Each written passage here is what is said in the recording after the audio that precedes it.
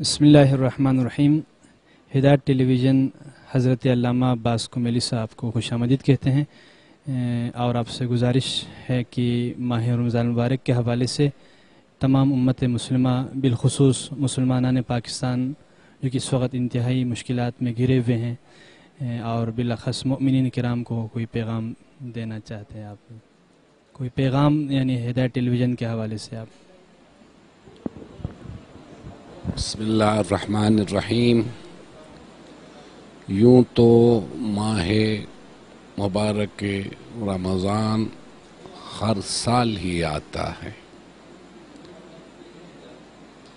और मुसलमानान आलम जूक तर जूक इसका इस्तक़बाल भी करते हैं और पूरे महीने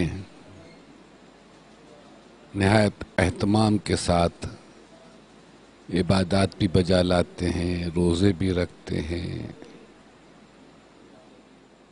तरावीह भी होती हैं, तफसीर कुरान के दुरूस भी होते हैं। न सिर्फ पाकिस्तान में ये सब कुछ होता है बल्कि मैंने मुख्तलिफ ममालिक का दौरा करके देखा है कि बरतानिया में भी, अमेरिका में भी बहुत उम्दा प्रोग्राम होते हैं माह मुबारक रमज़ान में। इस्लामिक सेंटर्स में दुरूस होते हैं, नमाज बा जमात होती है, दुआ इफ्तिताह का एहतमाम भी होता है। सारी दुनिया में ये होता है और जो मकामात मुक़द्दसा हैं वहाँ तो और ही कैफियत होती है। ऐसा मालूम होता है कि रूहानियत अपने उरूज पर है। लेकिन इस साल पाकिस्तान में माह रमज़ान का आगाज़ बड़े मखदूश और बड़े ख़तरनाक और बड़े ही तशवीशनाक हालात में हो रहा है। एक तरफ कुदरती आफात पै दर पै,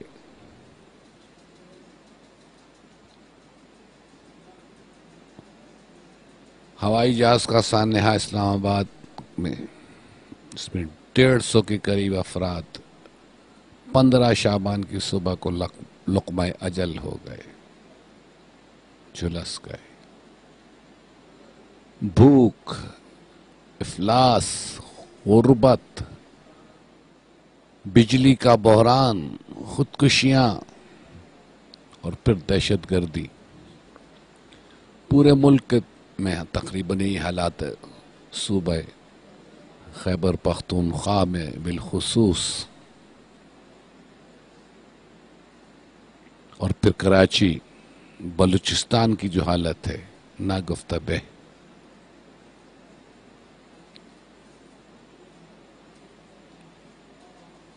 और मैं तो ये देख रहा हूं कि जहां जहां नाहक खून बह रहा है वहीं पर अब सैलाब भी आ रहा है। सैलाब का रेला जो है वो तो, और अब भी सैलाब खत्म नहीं हुआ। तो ये सब कुछ अलामात हैं इस बात की कि या तो कुर्ब क़यामत की घड़ी है या फिर एक तंबी है, एक कोड़ा वक्त का लगाया गया है मुसलमाना ने पाकिस्तान को या पाकिस्तान के हुक्मरानों को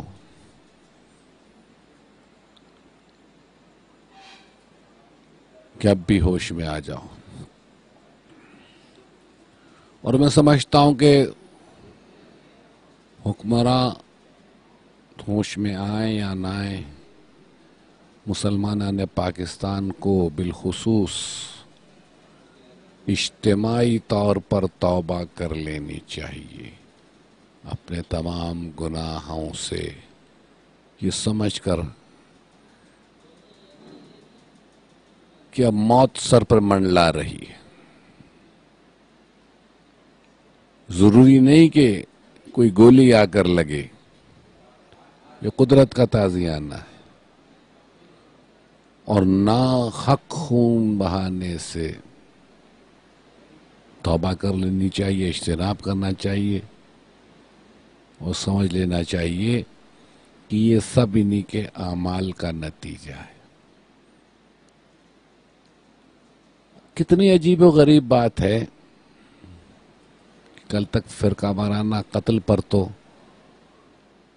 جو بالخصوص ملت تشیع کا ہو رہا تھا،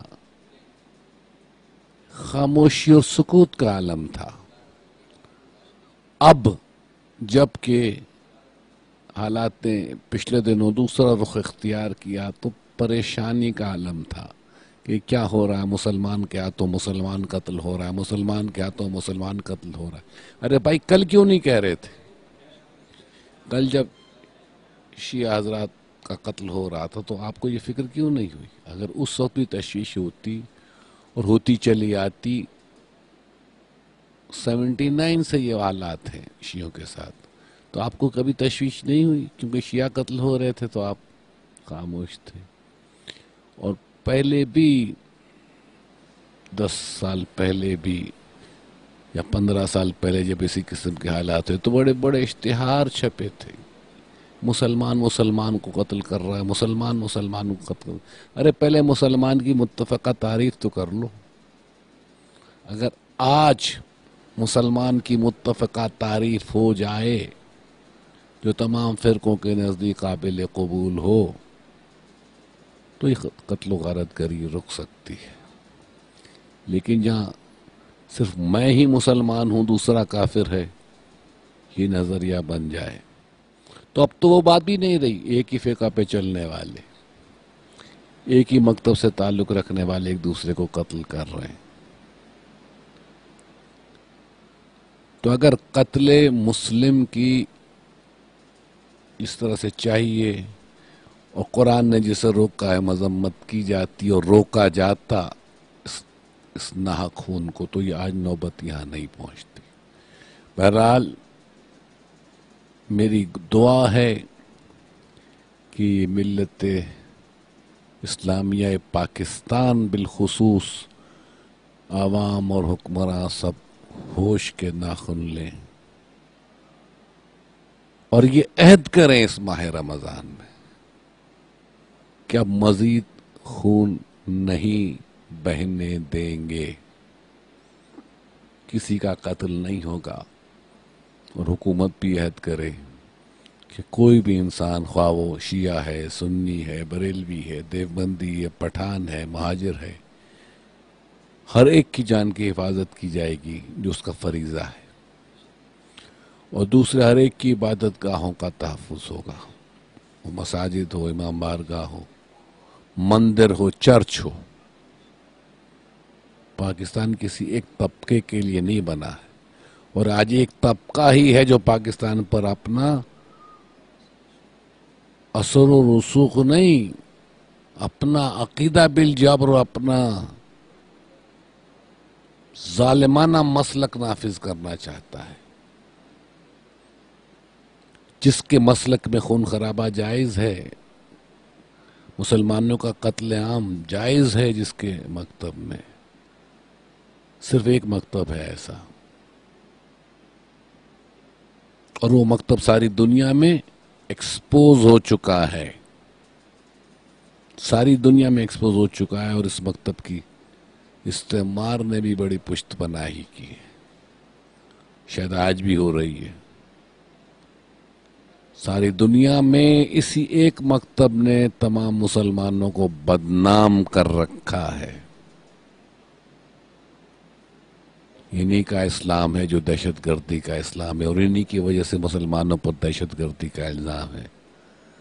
تو مسلمانوں کو چاہیے کہ ان کو سمجھیں اور ان کے مکر و فریب سے بچیں، ان کے مکروہ ارادوں کو سمجھ لیں اور ان سے دوری اختیار کریں، ان کی ظاہری نعروں اور باتوں پر نہ جائیں، ان کے ظاہری سجدوں پہ نہ جائیں، ظاہری ان کی عبادت میں انہماک کو نہ دیکھیں، یہ سمجھے کہ ان کی تعلیمات کیا ہیں، ان کا عمل کیا ہے، اور دراصل یہ استعمار کے ایجنڈے پر عمل کر رہے ہیں، اسلام کے نام پر اسلام کی جڑیں کاٹ رہے ہیں، اسلام کے نام پر اسلام کو نقصان پہنچا رہے ہیں، جہاد کے نام پر فساد کر رہے ہیں۔ یہ مسلمانوں کے لیے ناصور ہیں۔ کافروں نے اتنا نقصان نہیں پہنچایا اسلام کو جتنا ان نام نہاد مسلمانوں نے پہنچا۔ انہوں نے کہاں قتل و غارت گری نہیں کی، دنیا کے ہر خطے میں اور دنیا کے ہر ملک میں آج بھی دہشت گردی کر رہے ہیں۔ تو اس طبقے سے لا تعلقی از حد ضروری ہے۔ خدا مسلمانوں کو، عام مسلمانوں کو توفیق عطا کرے کہ جو صحیح معنوں میں اسلام کی خدمت کر سکیں۔ شکریہ۔ بہت بہت شکریہ۔ ہدایت ٹیلی ویژن علامہ عباس کمیلی صاحب کا نہایت ممنون شکر ہے۔ مولا آپ کو سلامت رکھے اور بارگاہ رب العزت میں دعا کرتے پروردگار آپ کو ہر آفات و سماوی سے محفوظ رکھے۔ بہت بہت شکریہ۔